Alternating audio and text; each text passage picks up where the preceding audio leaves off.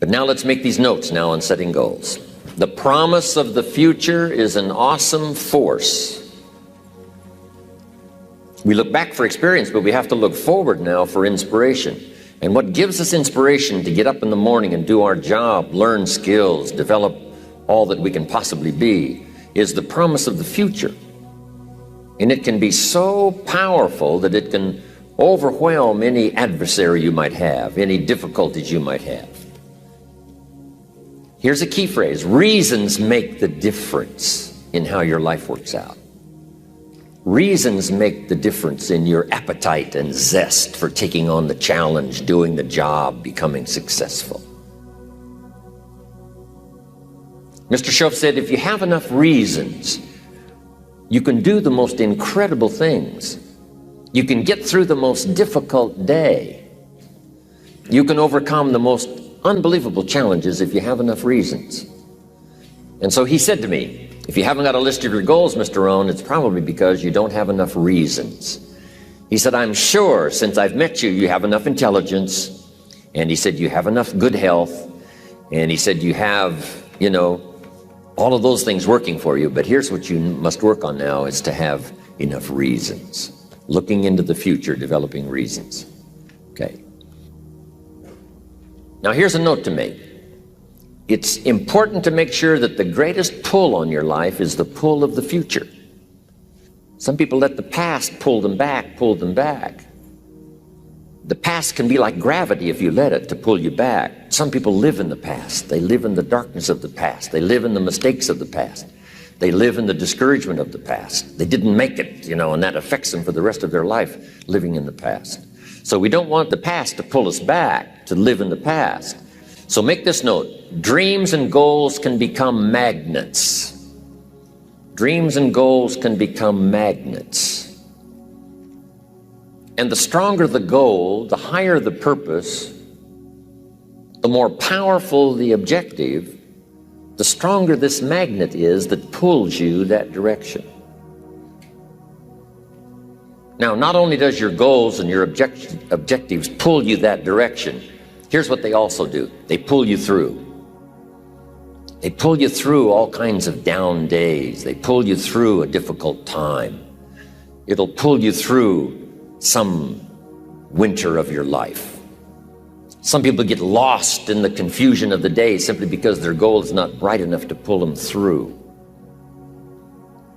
Next, it's goals that drive us to take advantage of the spring. Why would the farmer put the plow in the ground in the spring if he couldn't see the vision of the harvest when the summer is finished?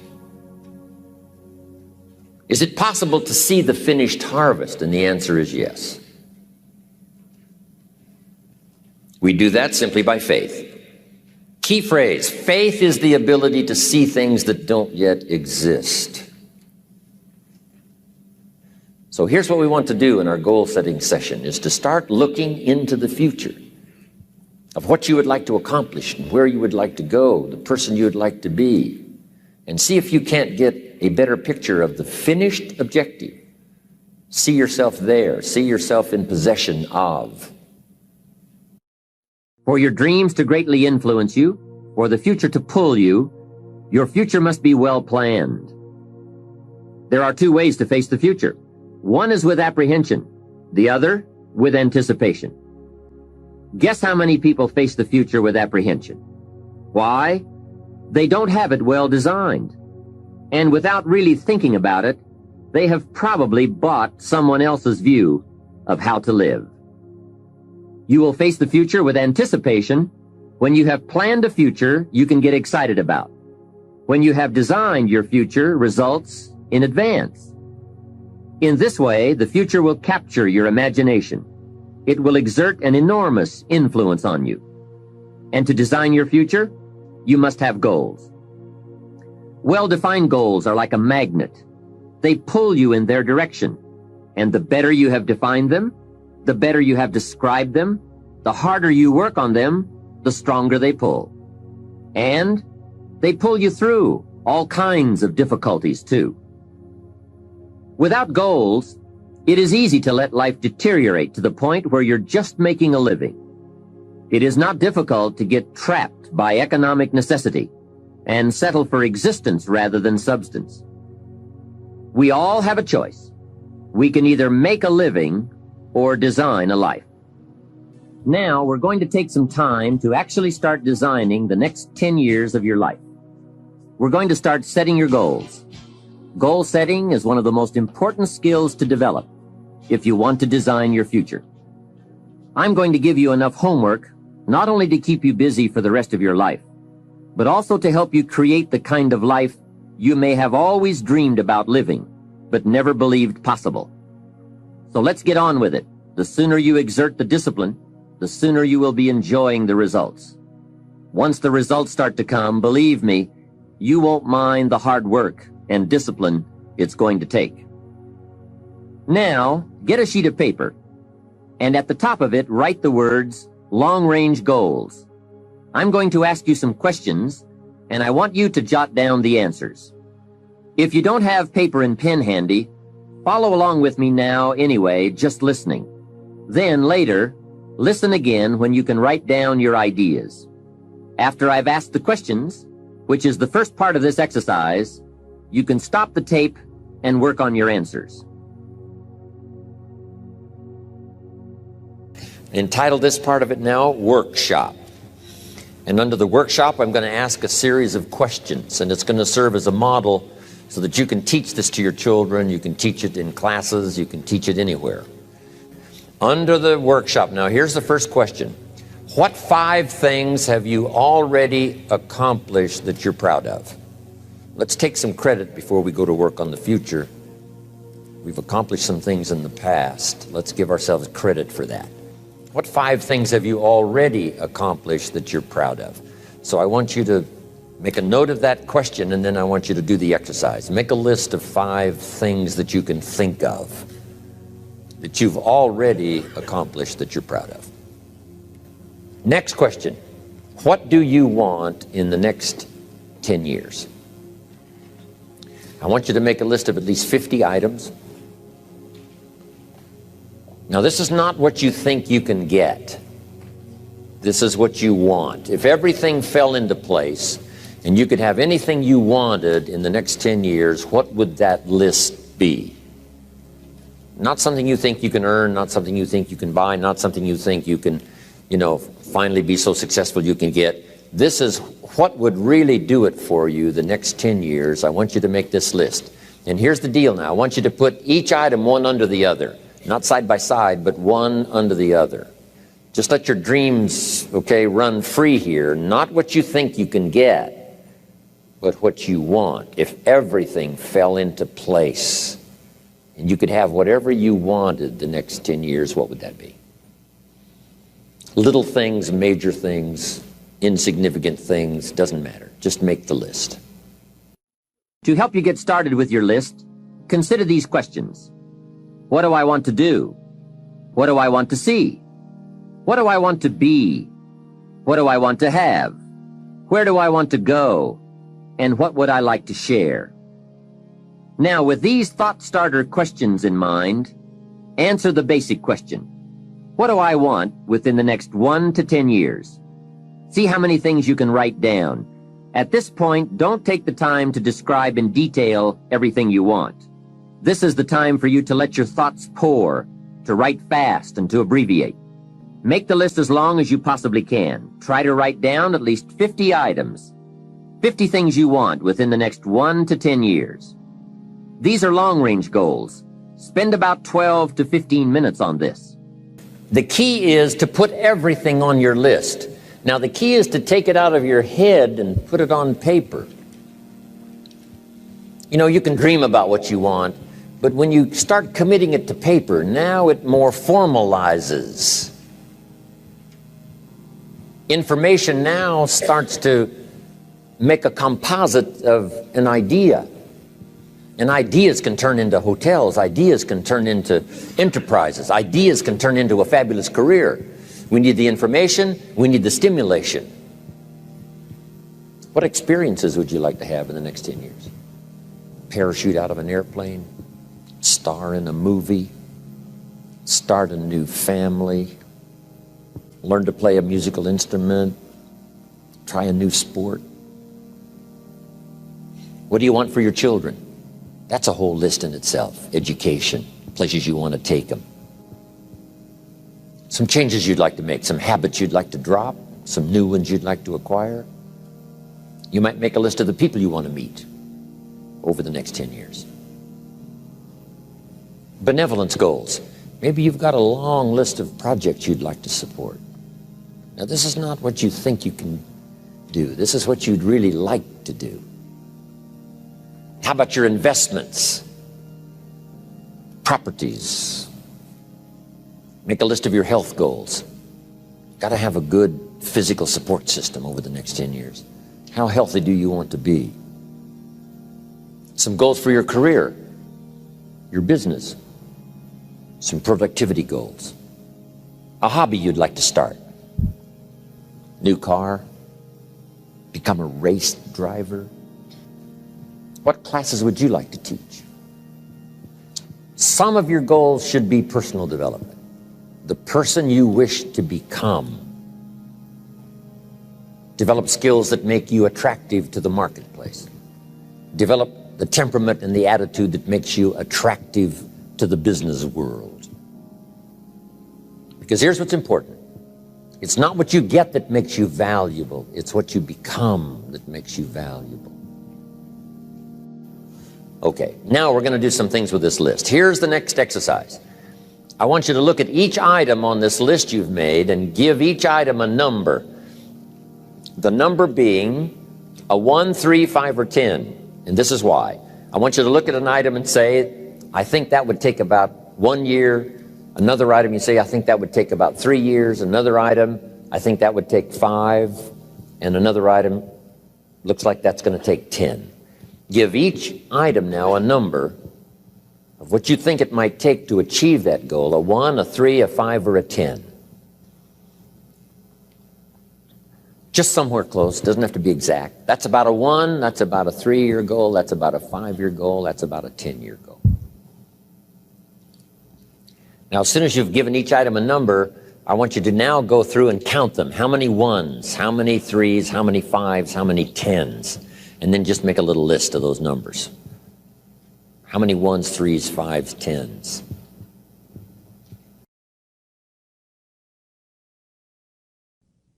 When you're finished entering your time frames, there should be a fairly balanced distribution of all your goals. If there are many 1- and 3-year objectives, but only a few in the 10-year category, maybe you need to think more about what you really want your life to add up to. What kind of life you really want to build over the long run. But if there's a preponderance of 10-year goals, and relatively few of the shorter-term variety, this may be an indication that you're putting things off, that you're focused too much on where you'll be at the end of the day and not enough on what you can accomplish right now. Keep working on your list, adding and subtracting goals with various time frames until you've created a more or less even distribution. Now comes the really challenging and interesting part. So far, you've just been adding things to the list, but now it's time to start making some selections. Now you're going to start asking yourself, what's really important compared to what might just be sort of fun? Choose 4 goals from each of the 4 time frames, 1 year, 3 year, 5 year, and 10 year. Now you have 16 separate goals. So far, you've only referred to them in shorthand fashion. But now you're going to start seeing them very, very clearly in your mind's eye. You're going to see each goal just as if it were being realized this very minute. And you're going to write down a detailed description of exactly what you see. Do you intend to open a handmade furniture store in 3 years? What will the store look like from the street out front? Will there be gold leaf lettering on the windows? Or will there be a sign hanging over the door instead? How many square feet will the store contain? Will there be a showroom area for the furniture in front and a workspace in back? Or will the furniture be built at a different location? Do you intend to have any employees, or will you run the business entirely by yourself?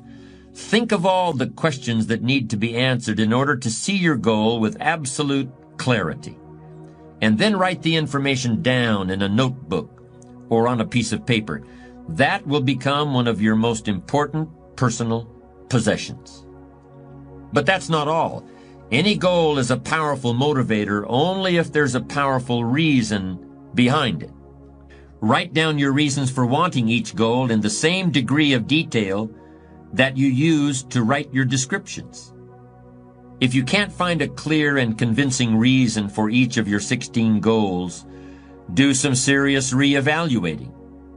You may have more whims or pipe dreams than real goals, and now is the time to make that discovery. Keep working on your list until you have 16 clearly envisioned, strongly motivating, long-term goals. When the why gets big, powerful, strong, how seems to be so much easier. Without a strong enough why, the how seems to be too difficult almost to accomplish. Say, how do you manage your time? Hey, if you had strong and powerful enough goals, you'd figure out how to manage your time. You'd get a book on the subject.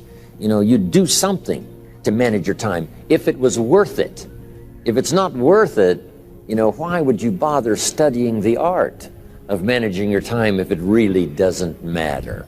But if it really mattered in the accomplishment of your goals and why you wish to accomplish them, see, you can do anything. You can get up any hour, read any book, take any class, make any change, develop any skill, do any discipline. You can do it all. When this how and the why, or when the why starts to grow, the how gets simple. Maybe one of your goals was to have $1 million home on the hill overlooking Snake River Valley. Okay. That'd be a good goal. $1 million home. Here's the next question. What for? What for? A house is a house is a house with bricks and wood and walls and roof. The key, yes, $1 million home, that'd be wonderful, but what for? So now jot this down. Purpose is stronger than object. The object would be the house, and that'll pull. That's a worthy goal to go for, the object of the house.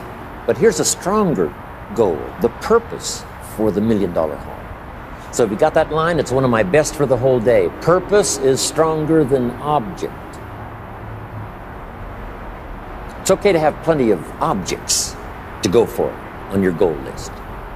But always keep asking yourself the question, and sometimes it's good to just write it out. Here's why I want this money. Here's why I want this place. Here's why. And you start developing those reasons. And I'm telling you now, this starts to become incredibly powerful. Okay. Now, here's the next exercise. I want you to look now at the whole list that you've written and the exercises we've done. Now I want you to answer this question. What kind of person must I become to achieve all I want? Now we've got two things working. What you become helps you to achieve, and what you achieve helps you to become. And the more you become, the more you can achieve, and the more you achieve, the more you can become. Who knows which affects the other the most? Your concept of the person you think you must become to achieve what you want. This is time for a little truth here. Maybe you need to become much wiser than you are at the moment. You need to become stronger. You need to have better health. Maybe you need a little coaching to really become the person I want to become. I'm going to have some coaching. Physical coaching, spiritual coaching, developing skills coaching. To be the influence you want to be, you got to build an incredible reputation. What kind of person must I be to attract all that I want in my life and the people that I want and the opportunities that I want? You may find that some of your goals you thought at first glance were important are not important after all. Do some reflecting, refining, and revising. The point is, right now, try to have approximately 4 1-year, 3-year, 5-year, and 10-year goals that you truly believe in, that inspire you, that you've sold yourself on. When these goals and the reasons you want to obtain them are each clearly described in a brief paragraph, transfer this information to a journal or some type of notebook that you can carry with you easily and refer to often. It's essential to set aside some time every week to review all of your goals, to rearrange them, redo them, restructure them, to add goals, or to tear up the whole list and start over. Goal setting is not something you do just once. It's a continual process. Also, you must constantly check your progress toward your goals. You don't want to fall too far behind on, or worse, lose sight of, your important goals. Now, just as important as your long-range goals are your short-range goals. Your goals for tomorrow, next week, next month, 6 months from now. These are goals you can accomplish within the next year, the immediate future. We call these goals confidence builders. When you work hard, burn the midnight oil, and accomplish these little things, it builds your confidence to go for your long-range goals. Write down in your notebook or journal all the little things you would like to have or accomplish in the next year. How you set up this list is up to you. You might want to break it down by week or by month. Set it up in whatever way works well for you. Part of the fun of having a list is being able to check off something as obtained or completed. Every week, try to check off at least one thing on your list of short-term goals. And when you are able to check off something major, something on your list of long-range goals, celebrate. Make winning joyful. Congratulate yourself. It is very important to celebrate progress. We grow from two experiences. One is the joy of winning, and the other is the pain of losing. Here's what that also means. Make losing painful. Put it on yourself. If you set something up, fooled around, didn't pull it off, put it on yourself. And get around people who will help in this area. Hey, don't join an easy crowd. Go where the expectations are high, where the pressure to perform is high. It's how we grow. Review what you've written at times, and keep track of your progress toward these objectives. Above all, persevere. Goal setting is a very important first step, but goal achievement is a continuous, lifelong process. That's what makes it so challenging. That's also why it's so extremely rewarding to finally attain your long-term goals.